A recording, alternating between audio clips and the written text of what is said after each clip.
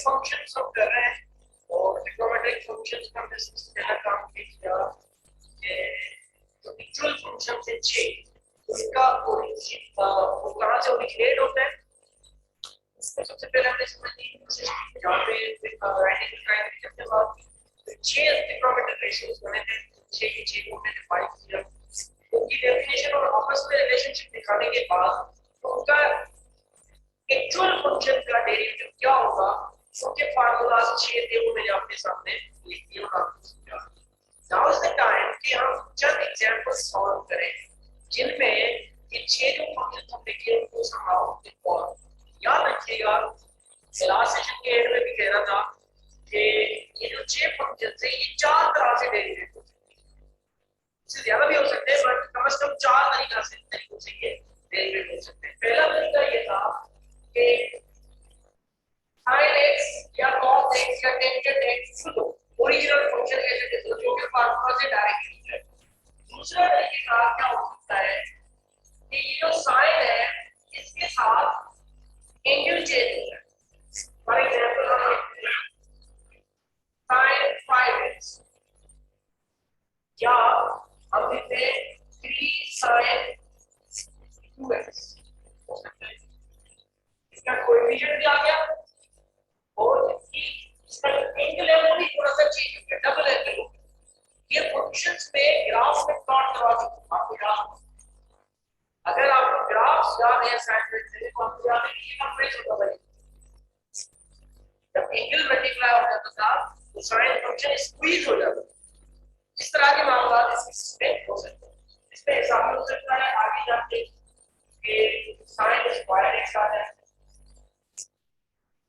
ये भी पॉसिबिलिटी है तीन पॉसिबिलिटी जो भी पॉसिबिलिटी ये है कि ये साइन फंक्शन या ट्रिग्नोमेट्रिक फंक्शन कोई भी यहाँ पे मैं जो साइन x लिख रहा हूँ उसका मतलब है कोई भी ट्रिग्नोमेट्रिक फंक्शन ऐसे हो सकता है जरूरी सिर्फ साइन हो तो ट्रिग्नोमेट्रिक फंक्शन किसी एक्सपोनेंशियल फंक्शन के साथ आ गया या ट्रिग्नोमेट्रिक फंक्शन किसी अलजेब्रिक फंक्शन के साथ आ गया जिसको क्या कहते हैं यार ट्रांसेंडेंटल फंक्शन कहते हैं ठीक है इस तरह के कॉम्बिनेशन बन सकते हैं सॉल्यूशन ऑफ ट्रिग्नोमेट्रिक फंक्शंस देंगे अब इनको समझ अगर आप अपनी समझ आ गई तो आपके इतना काम मुश्किल नहीं चंद एग्जांपल्स इसके फर्दर सॉल्व करते हैं उसके बाद फिर इनके ऑब्वियसली आपको प्रैक्टिस साइंस की ज्यादा नहीं पहला एग्जांपल अगेन मुझसे ही कर रहे हैं एक्सरसाइज 3.5 से पहले शायद थी पहला एग्जांपल है y equal to x square minus 9 तो अभी मैं केस नंबर 4 बता केस नंबर 4 बता रहा मैं केस नंबर 4 में क्या है कि ओरिजिनल ट्रिग्नोमेट्रिक फंक्शन किसी अलजेब्रिक फंक्शन के साथ है अभी ये मल्टीप्लिकेशन में नहीं है प्रोडक्ट में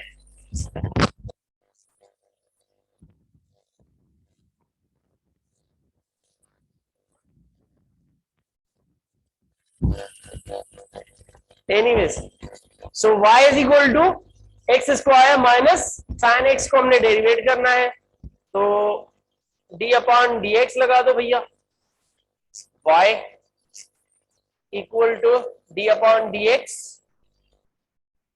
x square minus sin x आप इसको लिख सकते हो dy upon dx equal to d upon dx x square minus d upon dx sin x अब ये अपने तरीके से होगा ये अपने तरीके से होगा ये अलजेब्रिक है पावर रूल अप्लाई होगा इसके ऊपर ये इसके ऊपर प्योर ट्रिग्नोमेट्रिक फंक्शन है ओरिजिनल है इसमें ना तो एंगल का कोई वेरिएशन है ना इसका कोई पावर है ना इसका कोई कोएफिशिएंट है डायरेक्ट फार्मूला अप्लाई हो जाएगा तो हम लिखेंगे dy upon dx is equal to x square का हो जाएगा 2x माइनस साइन x का क्या हो जाएगा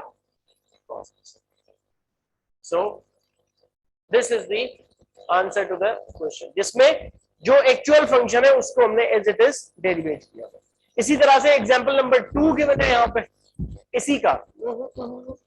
इसी का पार्ट बी गिवन है पार्ट बी में कहा है कि y किसके बराबर है भैया e power x sin x, मैंने वही बात कही थी कि इसके कॉम्बिनेशन बनेंगे और ज्यादा से ज्यादा क्या कर सकते हैं ये लोग। सो e power x sin x, आपको पता है कि u इंटू वी अप्लाई हो रहा है, प्रोडक्ट रूल अप्लाई होगा पहले, फिर प्रोडक्ट रूल के अंदर क्या होगा, प्रोडक्ट रूल के अंदर एक्सपोनेंशियल सॉल्व होगा और ट्रिग्नोमेट्री सॉल्व होगी, मगर पहले स्टेप में आपको u इंटू वी अप्लाई करना पड़ेगा। सो इसको आप u कंसीडर कर लीजिए और इसको v कंसीडर कर लीजिए, तो ये हो जाएगा। फॉर एग्जांपल हम लिखते हैं, फार्मूला में बार बार लिख रहा हूं आपके लिए, u dv upon dx plus v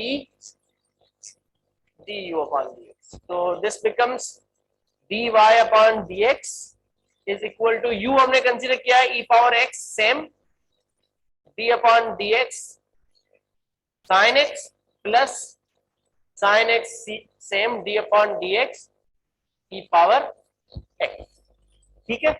so this is d upon dx e power x same, sine का डेरिवेटिव क्या होता है भाई, cos x plus sin x same, e power x का derivative same e power x, कुछ भी change नहीं है।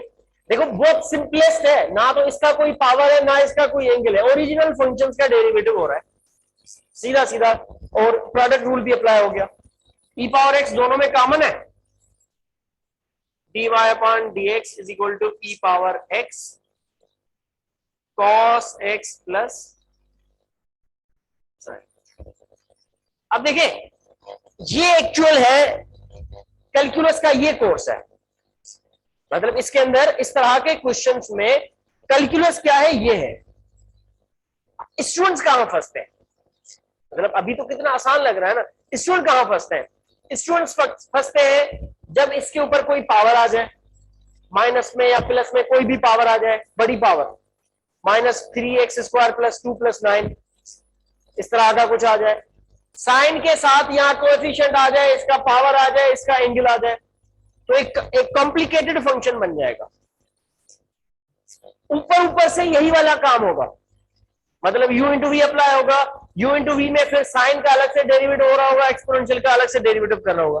सिर्फ आपको याद ये रखना पड़ेगा कि साइन को खुद को डेरिवेट करने के बाद उसके एंगल्स को डेरिवेट करना होता है, उसके पावर्स को डेरिवेट करना होता है, और पावर जब साइन के ऊपर होगी तो पहले पावर की डेरिवेशन होगी, उसके बाद खुद फंक्शन की डेरिवेटिव होगी, फिर उसके एंगल की डेरिवेटिव होगी, 3 कैटेगरीज बनती है। इसी तरह से फिर एक्सपोनेंशियल का होगा। आई बात समझ में? तो ओरिजिनल फंक्शंस मुश्किल नहीं है, इनका जो बैकग्राउंड होता है या इनकी जो कॉम्प्लिकेशंस आती है वो ज्यादा परेशान करती है। ठीक है, सुनते जाना जरा, अगर जगह हो तो मैं हो जाएगा। अच्छा जी, एक और एग्जांपल गिवन है यहाँ पे, and that is y is equal to sine x upon x। अच्छा, इसको वैसे ना सिंक फंक्शन कहते हैं, क्या कहते हैं इसको, सिंक फंक्शन कहते हैं इसको। और इसका अगर आप ग्राफ बनाओगे ना तो बड़ा इंटरेस्टिंग सा ग्राफ आता है इसका, मैं यहाँ नीचे बना देता हूँ इसका ग्राफ आपको सिर्फ दिखाने के लिए।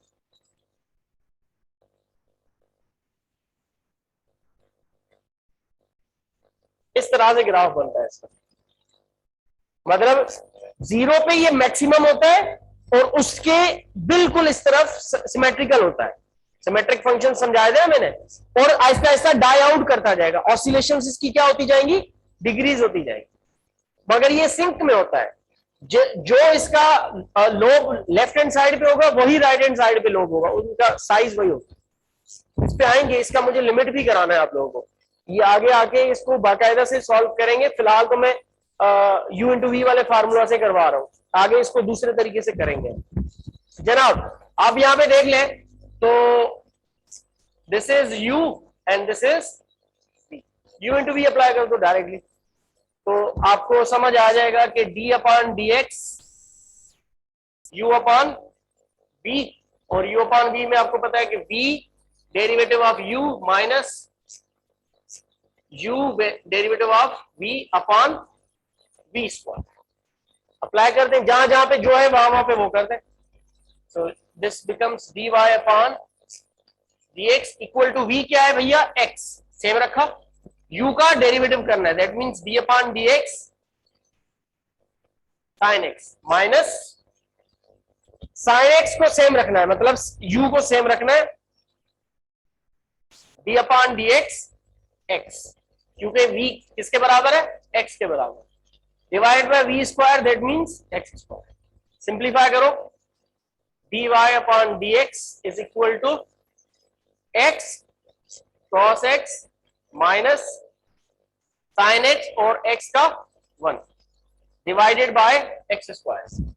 ठीक है, सिंप्लीफाई करके रख लो इसको, 1 मल्टीप्लाई कर दो इसके साथ, so dy upon dx is equal to x cos x minus sine x upon x square.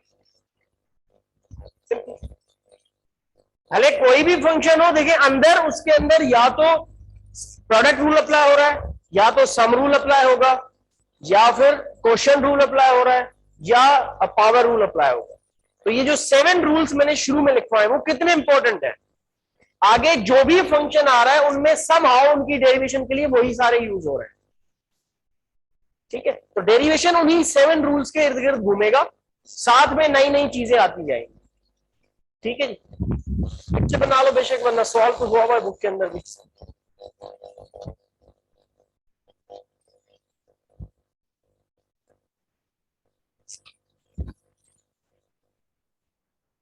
बोल रहा हूँ जल्दी टूट जाऊंगा।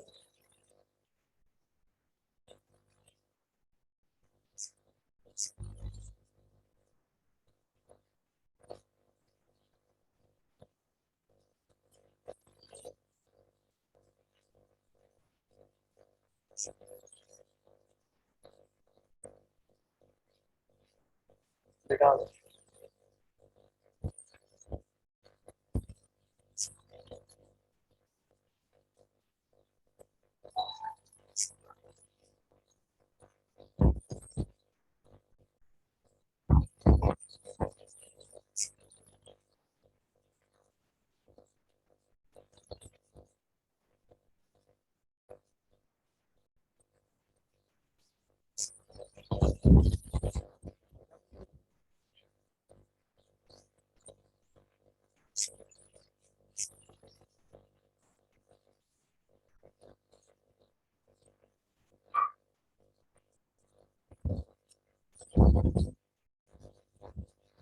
अच्छा जी, एक और एग्जांपल करते हैं इसको, एक और क्वेश्चन सॉल्व करते हैं। अगेन उसी तरह का ये एक, इसके अंदर u इंटू वी अप्लाई होगा। फॉर एग्जाम्पल हम कंसीडर कर लेते हैं y is equal to sine X multiplied bye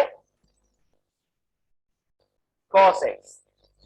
ठीक है जी, साइन और कॉस का मल्टीप्लीकेशन हुआ है, आपको समझ है, आसानी से आप खुद कर सकते हो इसको, कि u इंटू वी अप्लाई करोगे आप, this is u and this is v, so this becomes dy upon,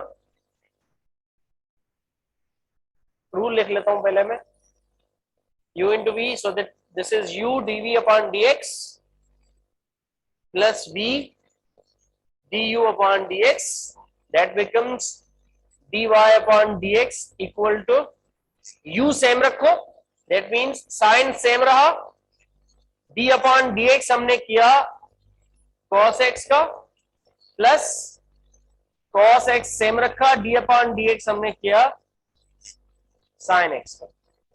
So dy upon dx is equal to sin x, cos का डेरिवेटिव होता है माइनस का साइन, याद रखिएगा मैंने कहा था जो भी c से स्टार्ट होगा उसका नेगेटिव होगा। ठीक है, बाकी cos का derivative sign plus cos x और sin का derivative cos x। So dy upon dx is equal to minus sin square x plus cos square x। That's the answer। इससे फर्दर इसके ऊपर ट्रिग्नोमेट्रिक आइडेंटिटीज बहुत सारी लग सकती है, बट अप्लाई नहीं कर। ठीक है, स्ट्रेट फॉरवर्ड है, सिंपल एंड स्ट्रेट फॉरवर्ड। ठीक है, एक और सॉल्व करते हैं इस पे।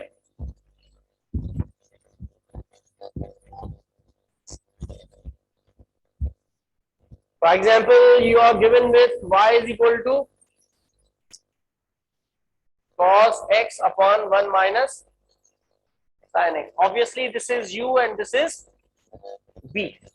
So क्वेश्चन रूल अप्लाई हो रहा है. क्वेश्चन रूल में पहले ही बता चुका हूं आपको, वापस लिख लेता हूं आपके लिए. u upon v का derivative, that means v derivative of u minus q derivative of v divided by v square. Put कर दें इसमें वैल्यू, इसमें डायरेक्टली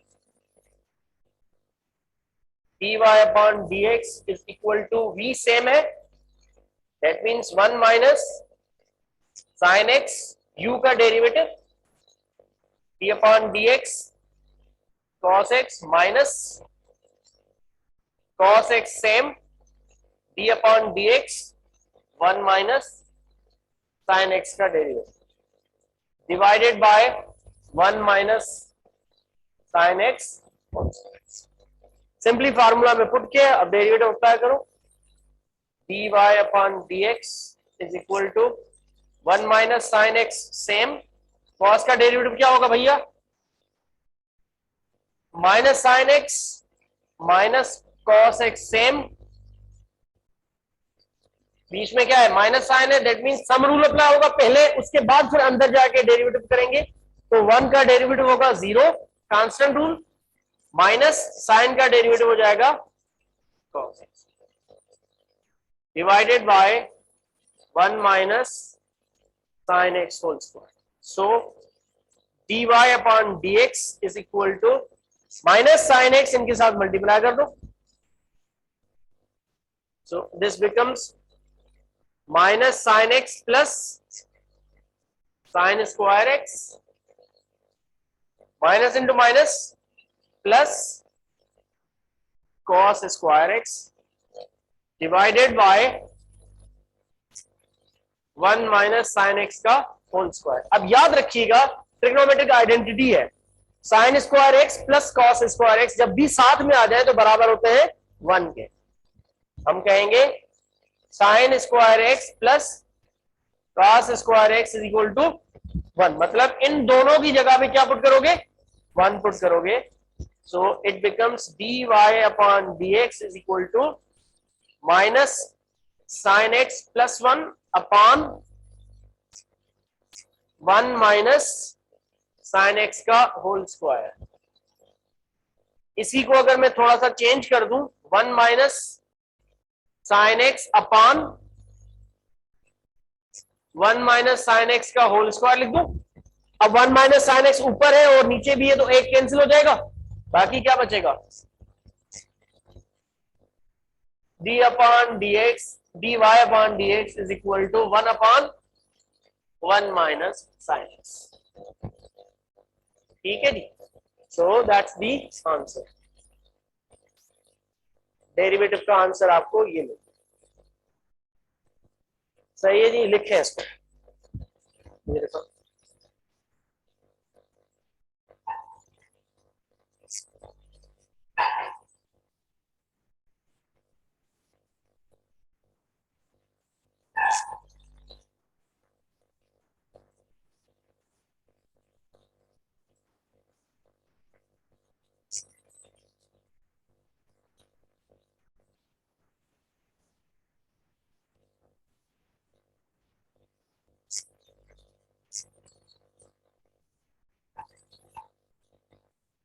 बिठाओ इसको, तस्वीर बनाओ. एक और एग्जाम्पल करते हैं, साफ क्लास खत्म करते हैं. जल्दी करो, इसमें कितने मिनट बचे हैं? 3 मिनट बचे हैं. तस्वीर बना दी.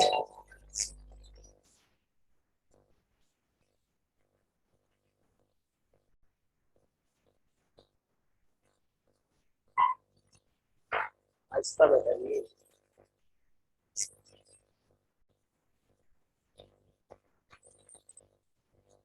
चलो.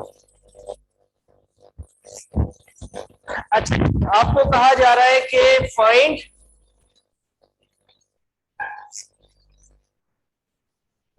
फॉर